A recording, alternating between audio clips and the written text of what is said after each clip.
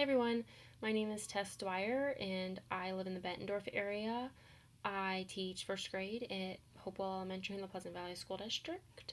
I'm very excited to start this class and to learn more about you all through your social identities and this topic. So with that, I picked 5 areas that I most identify with my social identity. But I most identify with, as well as how my peers or colleagues probably perceive me within my social identity. So with that, I'm going to share those things.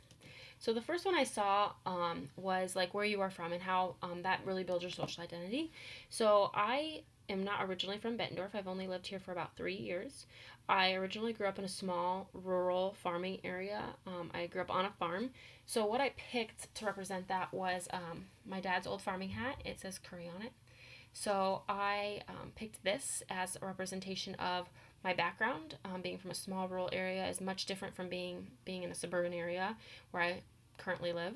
And this is something that really built me as a person. So I wanted to use that to represent where I came from. The next thing that I picked was my gender and my sex. I identify as a female woman, and I picked to show connect with that is fingernail polish.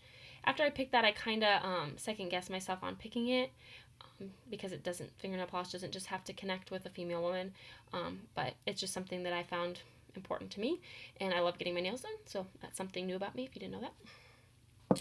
The other thing that I found that I probably most socially identify with and how people perceive me is my age. I am a young female woman and I'm currently 25. I picked my cell phone to represent who I am as a young millennial. I feel like a lot of teachers in my work, I work in a younger building, but most perceive me as a techie and lover of technology. So I picked my phone to represent who my age as a millennial and a tech lover and all of that sense. And I think my age has a big thing to do with that and some of that. So my phone is my age connection. My other one that I picked was my vocation or my social economic status. My job is probably one of my biggest social identities. I love what I do. My husband would probably tell you that I devote a lot of time and energy into it, like all of you probably do. So the 2 things that I picked were, I picked a ruler because I think it not only shows education, because you learn to measure, but also because measuring growth, and that's what we look for in our students. So I thought that was a really big, good connection to teaching. And I also picked a pencil because we write in school, and it's old style technology, and I also really work for my kids to work on reflection and within their writing and growth mindset as well. So I picked those 2 things to represent my teaching as one of my biggest social identities. The last thing I picked was on that circle I saw the ability circle, and it said physical, emotional, developmental ability with DIS in front of it.